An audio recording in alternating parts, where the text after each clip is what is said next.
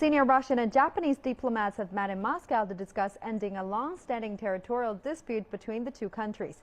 The officials were set to discuss a group of islands which Russia calls the Southern Kurils and Japan calls the Northern Territories. Once again, our correspondent Dana Banderkak in Moscow told us that more talks are expected to be held in the fall when Russian Foreign Minister Sergei Lavrov visits Japan.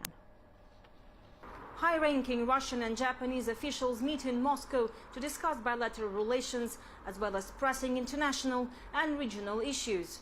Russian Deputy Foreign Minister Igor Margulov and his Japanese counterpart Shinsuke Sugiyama are expected to discuss economic ties, defense and energy cooperation, and of course the main parameters and modalities for the upcoming peace agreement negotiations. During this two-day visit, the diplomats are expected to consider next phases for negotiations over the South Kuril Islands that Japan calls Northern Territories.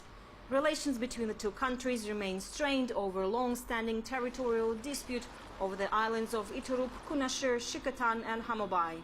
The two states never signed a permanent peace treaty following the end of the World War II because of the disagreements over the jurisdiction over the disputed territories.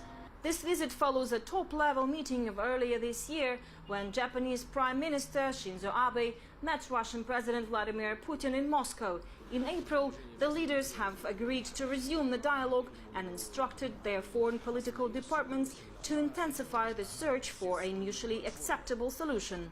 The idea of a possible hikiwake, a term meaning a compromise, borrowed from the Japanese martial art of judo, favored by the Russian president, has been flowing in the air for about a year.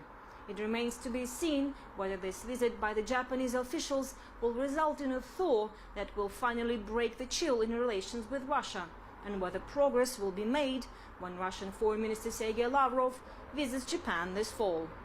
Daria Bondarchuk, CCTV, Moscow.